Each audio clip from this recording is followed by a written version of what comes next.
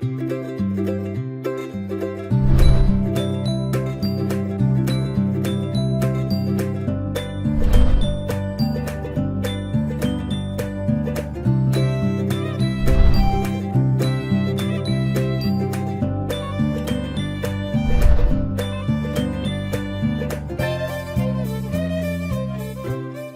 musicals of Rodgers and Hammerstein, some of our favorite things.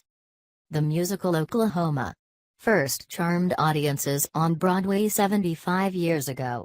And the appeal of the works of Rodgers and Hammerstein has never faded since. On this Tony Awards Sunday, Maracas shows us why.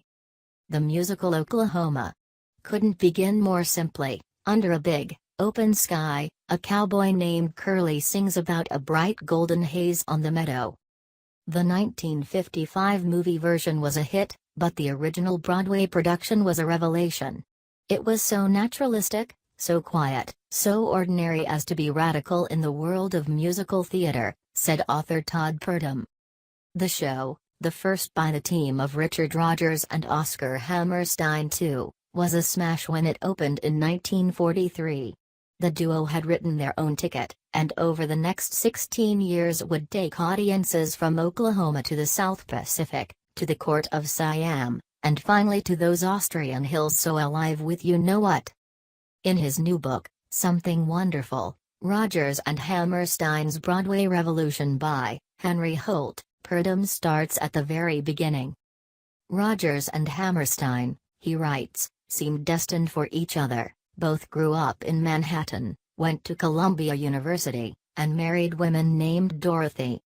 And had they never teamed up, they'd still be remembered as major musical theater figures, Rodgers as the composer alongside lyricist Lawrence Hart of standards like The Lady is a Tramp. For 20 years, they sort of defined the jazz age on Broadway, said Purdom. Their music is played today in cabarets all over the world, and Hammerstein, who with composer Jerome Kern wrote the landmark Showboat.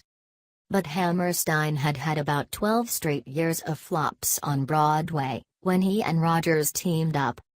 At ages 40 and 46, Rodgers and Hammerstein were no spring chickens when they wrote Oklahoma, so really, their collaboration was the product of kind of a midlife crisis for both of the men, Purdom said.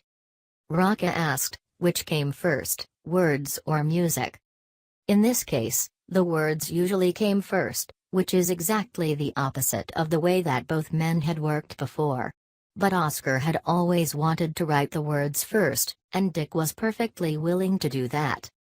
Rodgers was reacting to the words and the feelings already on paper, and the music could reflect that.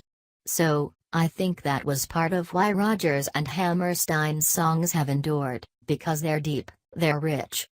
And they were written for characters and shows almost as memorable as the songs themselves. We remember who Maria sings Do Re Mi to in The Sound of Music. Probably the most unique point of Rodgers and Hammerstein was the fact that they started with the story, everything fed off the story, said Ted Chopin, the chief creative officer of the Rodgers and Hammerstein organization. Whether the innovations of the Small House of Uncle Thomas in The King and I, or the ballet in Oklahoma and Carousel, it all had to do with that story, and where can we put dialogue? Where can we put songs? Where can we put dance? Rocca asked, but with Rodgers and Hammerstein, it all seems so natural, doesn't it? It does seem to come out naturally. But you're asking someone who, from before I was born I knew the words to the Rodgers and Hammerstein, said Kelly O'Hara. Like, I don't remember having to learn them. I just always knew them. It was like my second language in a way. That may be because O'Hara literally grew up in Oklahoma, and is today's most celebrated interpreter of Rodgers and Hammerstein. She won a Tony for The King and I, and starred as Nellie Forbush in South Pacific. When you don't remember a time in your life before Rodgers and Hammerstein, it is just part of your blood, O'Hara said. In 2013 she starred opposite Nathan Gunn in Carousel, the show that Richard Rodgers considered their best. The lovers' duet If I Loved You is vintage R&H, Perfectly natural sounding, psychologically deep. We know more than they do, O'Hara said. They're falling in love, but are denying it, and we are watching it happen. We believe in them before they believe in themselves. That show, currently back on Broadway, was daring in subject matter, with its self-destructive, physically abusive leading man. Likewise, in South Pacific the team tackled interracial romance. For them to take on this notion of interracial romance, 2 years after Jackie Robinson had broken the color line in baseball, was a very radical thing to do, said Purdom. South Pacific won the Pulitzer Prize for Drama. But Rodgers and Hammerstein were no snobs. They wrote Cinderella for the relatively new medium of television. When it was broadcast by CBS in 1957, starring Julie Andrews, it was seen by 107 million people. When the population of the country was 172 million. Said Purdom. It was the most watched event in the history of the planet to that point. As big as the pair got, they never ceded control of all aspects of their stage productions, including casting. Their last show together is the one that's proved most indestructible. The song Edelweiss, for example, was so effective because people believed it was an old, traditional song.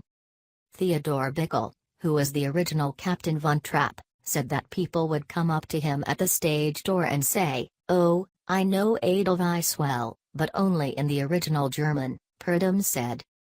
But the Broadway musical with Mary Martin, and the 1965 movie starring Julie Andrews, were far from reviewers' favorite things.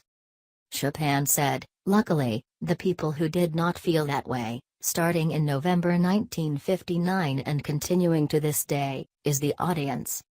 The partnership ended with Hammerstein's death in 1960.